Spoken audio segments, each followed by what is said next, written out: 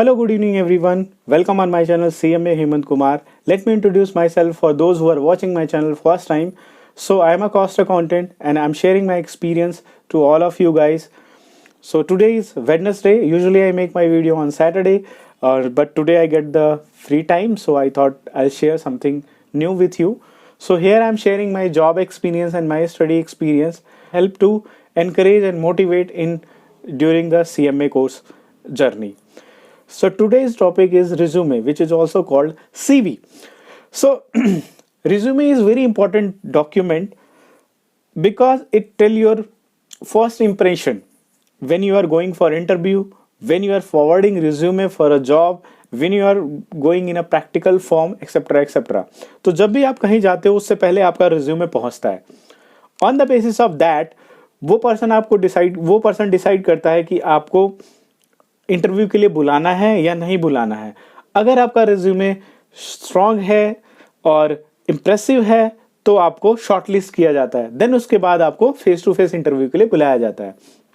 कई बार ऐसा होता है कि रिज्यूमे अच्छा ना होने की वजह से आप में क्वालिटी तो है, आप में स्किल तो है, बट आपका रिज्यूमे अच्छा ना होने की वजह से आपको शॉर्टलिस्ट नहीं किया जाता. तो आई have also taken so many interviews. My first priority is to कि रिज्यूमे में इतनी चीज़ें मिल जाए कि एज मच एज उसको बुलाने से पहले हम उसको जान जाएं. तो ये पहली प्रायोरिटी होती है हर एचआर की या हर इंटरव्यूअर की. देखो, टू बी वेरी फ्रैंक, जब आप सीएमए क्वालिफाई हो जाते हो तो आपके लिए एचआर सिर्फ एक नेगोशिएशन का वे है, बट इंटरव्यू एचआर उतना नहीं लेता. Just call you and arranging interview on the basis of your resume. अगर आपका रिज्यूमे इंप्रेसिव है तो आप फर्स्ट एचआर का राउंड क्लियर समझो आफ्टर क्वालिफाई सीएमए. यार सीधी सी बात है कि एक एचआर तो एचआर बैकग्राउंड का होता है, उसको रिज्यूमे रीड करना होता है और जो उसकी रिक्वायरमेंट फिल बैठती है वो रिज्यूमे में उसके हिसाब से आपको शॉर्टलिस्ट कर लेता है. बट वो आपसे कोई टेक्निकल क्वेश्चन नहीं पूछता. टेक्निकल क्वेश्चन पूछते हैं एचआर के बाद वाले, यानी आपका मैनेजर हुआ जिसके अंडर आपको रिपोर्टिंग करनी है या जो भी हायर अथॉरिटी हुई ऑर्गेनाइजेशन में वो लेती है. तो resume is very important document for you. अगर आप कहीं जॉब के लिए जाते हैं या कहीं आप जॉब के लिए आप रिज्यूमे अपना फॉरवर्ड करते हैं तो this is very important thing. मैं जॉब में हूं तो मुझे पता है कि रिज्यूमे कितना मायने रखता है. तो यार बहुत सारे सोर्स हैं रिज्यूमे के, आप ऑनलाइन बना सकते हो. बहुत अच्छे अच्छे टेम्पलेट है, बहुत अच्छे सोर्स भी हैं जिनसे आप बनवा सकते हो पेड करके. मैंने देखो आज तक कभी पे नहीं किया, मैंने अपना रिज्यूमे खुद ही ड्राफ्ट किया है. कोई मतलब कहीं से जैसे मेरे जो रिज्यूमे का कंटेंट है वो मेरा ही है, अपना ही है, मैंने कहीं से कोई कॉपी नहीं किया. हाँ, बहुत सारे इंप्रेसिव रिज्यूमे देखे हैं बट फिर भी मैंने येट कॉपी नहीं किया. मेरा जो है अपना ही फॉर्मेट है जो मैं हर जगह शेयर करता हूँ, सबको देता हूँ. By this resume I have shortlisted in many companies and interview also, कि इंटरव्यू भी दे के आया हूँ. तो मेरे को इतना लगता है कि resume is very important for the first time. वो कहते हैं ना कि first impression is your last impression. तो हेयर आप ये मान लो कि resume is your first impression. So क्या चीज़ें होनी चाहिए रिज्यूमे में? अगर आपको मतलब रिज्यूमे का फॉर्मेट चाहिए, मतलब क्या क्या कंटेंट होने चाहिए, तो मुझे अपनी ईमेल आईडी कमेंट बॉक्स में ज़रूर दे देना. मैं अपना जो रिज्यूमे का format I will send you, not the whole, बस कंटेंट क्या क्या होना चाहिए, एक ब्रीफ, एक आपको मोटा मोटा आइडिया लग जाएगा. चाहे आप फ्रेशर हो, चाहे एक्सपीरियंस हो, या फिर आपने अभी भी सीएमए क्वालिफाई किया है, या फिर आप ट्रेनिंग ढूंढ रहे हैं, तो ये जरूर आपको हेल्प करेगा. सो लेट्स स्टार्ट कि भाई क्या क्या होनी चाहिए. सबसे पहले तो मैंने अपने रिज्यूमे में, जो मेरा रिज्यूमे है, सबसे पहले मैंने उसमें अपना नाम डाला हुआ है, देन एड्रेस डाला हुआ है, ईमेल आईडी, कॉन्टैक्ट नंबर, और जो भी मतलब कॉन्टैक्ट के आजकल के टाइम में जो चल रहा है, जैसे स्काइप आईडी अगर कोई इंटरनेशनल कॉन्टैक्ट करना चाहे, और कॉन्टैक्ट नंबर विथ व्हाट्सअप, है ना, email ID which is also very important. So ये चीज़ मैंने पहले रखी हुई है. Then come to the second point, this is objective.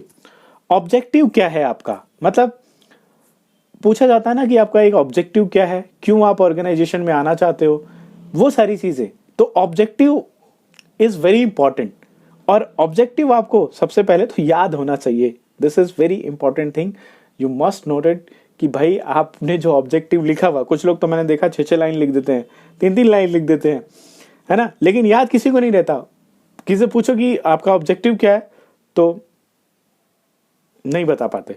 तो इट मीन्स कि उन्होंने कॉपी कर लिया है, बाकी याद नहीं है. तो सम टाइम अगर आपका इंटरव्यूअर ज़्यादा वो है, थोरोली आपके रिज्यूमे से गया है, तो ही कैन आस्क, और ये पूछा भी गया है। दैट्स वाई मेरा ऑब्जेक्टिव मुझे याद रहता है, और जो ऑब्जेक्टिव होना चाहिए वही आपको आप में दिखना भी चाहिए। तो choose your objective very wisely. So अगर आप एक्सपीरियंस हो तो आपको एक प्रोफाइल समरी भी थोड़ी सी बनानी चाहिए। जैसे प्रोफाइल समरी में आपको क्या करना चाहिए, मैंने लिखा हुआ है अपने प्रोफाइल समरी में कि I am a CMA qualify, I have more than 6 or 7 experience in accounting, finance and cost and management accounting. Then उसके बाद मैंने अपने स्किल्स को डिफाइन की हुई है कि मैंने किन किन ऑर्गेनाइजेशन में वर्क किया है। फिर मैंने डिफाइन किया हुआ है कि मैंने किस किस ऑर्गेनाइजेशन में कितना कितना साल काम किया हुआ है। So this is my profile summary. फिर थर्ड आता है कोर कॉम्पिटेंसी। कोर कॉम्पिटेंसी का मतलब है कि आप किस फील्ड में बहुत अच्छे हो। तो आपका जो इंटरव्यूअर होता है, जो आपका सीनियर होता है, जो इंटरव्यू ले रहा होता है, उस कोर कॉम्पिटेंसी को बहुत अच्छे से पढ़ता है और वहीं से आपको जज करना शुरू करता है कि उसमें क्या क्या चीज़, जैसे मेरा कैश फ्लो, कॉस्ट ऑडिट है ना, variance analysis, expense analysis and calculation of margins, inventory management etcetera etcetera, so many thing जो मेरी कोर कॉम्पिटेंसी है। MS एक्सेल है ना, MS office, power point, SAP, ये सारी चीज़ें मैंने अपने कोर कॉम्पिटेंसी में डिफाइन की है। नंबर 4 में आते हैं प्रोफेशनल एक्सपीरियंस। अब शुरू होता है कि आपने लास्ट अगर कहीं जॉब किया है, that is comes under professional experience, कि आपने जहां जहां जॉब की है 1 2 3 4, यानी पहले सबसे पहले करंट, फिर उसके बाद उससे पीछे वाला, फिर उससे पीछे वाला, उससे पीछे वाला। अगर आप फ्रेशर हो तो प्रोफेशनल एक्सपीरियंस में कुछ नहीं आएगा, आपको वो नहीं लेना, प्रोफेशनल एक्सपीरियंस का कंटेंट नहीं लेना है। तो अगर आप फ्रेशर हो तो, बट आपने कहीं जॉब की है, थोड़ा बहुत भी की हुई है, तो आप उसको वहां पे दिखाओगे।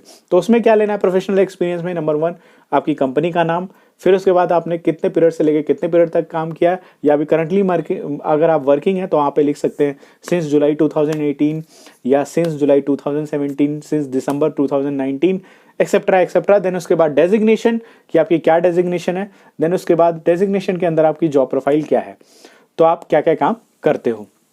देन कम्स टू कि भाई आपकी प्रोफेशनल क्वालिफिकेशन क्या है।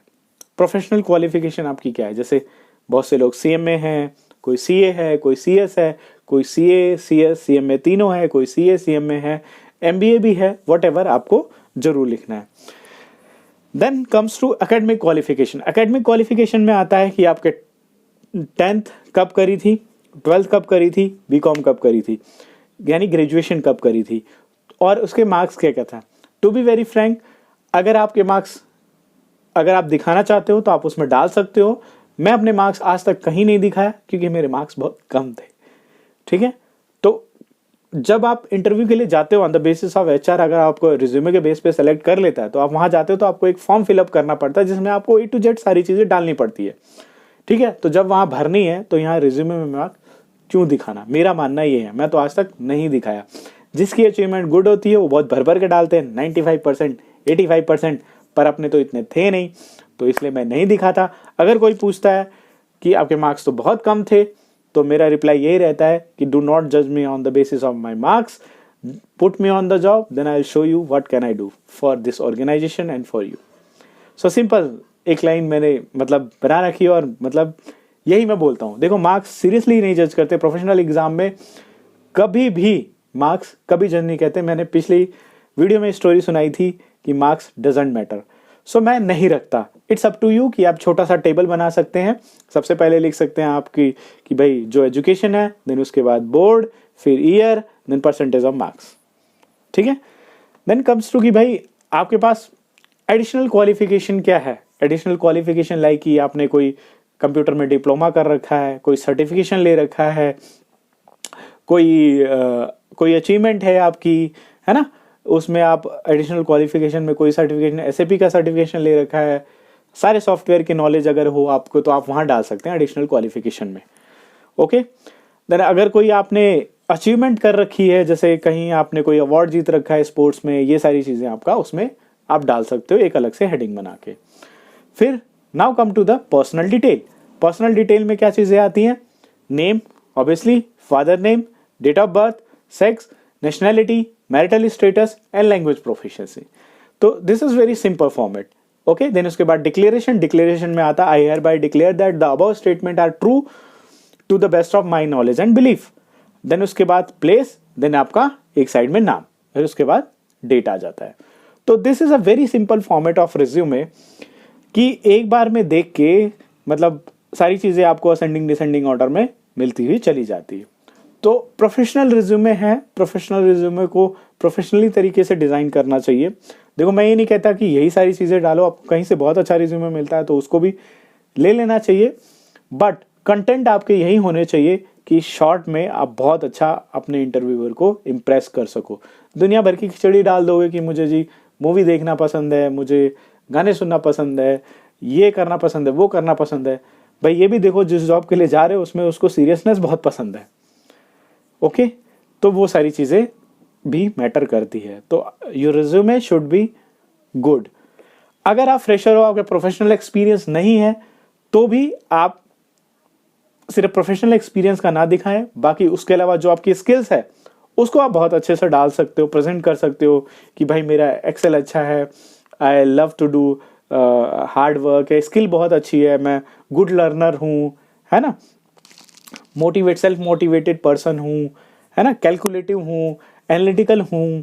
ये सारी चीज़ें आप उसमें इंक्लूड कर सकते हैं ताकि आपका रिज्यूमे थोड़ा स्ट्रांग लगे, ताकि पढ़ने वाले को लगे कि हाँ he is very excited to do this job. अब सिंपल सा लिख दो कि हाँ भाई मेरी जॉब, मैं पैदा यहाँ हुआ, नाम ये है, क्वालिफिकेशन में ऐसे ऐसे एक्स्ट्रा है, तो व्हाट एक्स्ट्रा आपको किस बेस पे वो सेलेक्ट करे।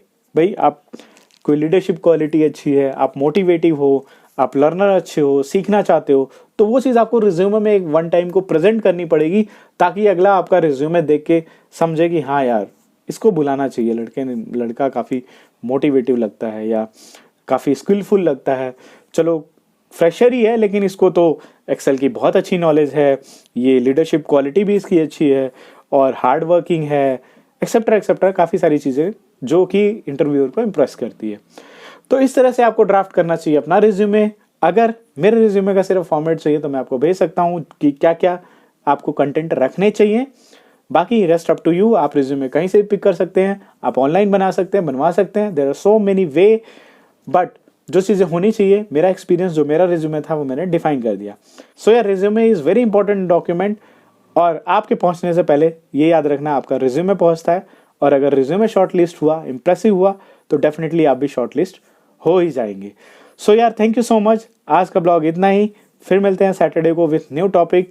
जिन्होंने सब्सक्राइब कर रखा है बहुत बहुत धन्यवाद, और जिन्होंने नहीं कर रखा प्लीज़ सब्सक्राइब कर दें और फॉरवर्ड ज़रूर करें अपने प्रोफेशनल कुलीग को ताकि उनको भी हेल्प मिल सके। Thank you so much, bye bye, take care.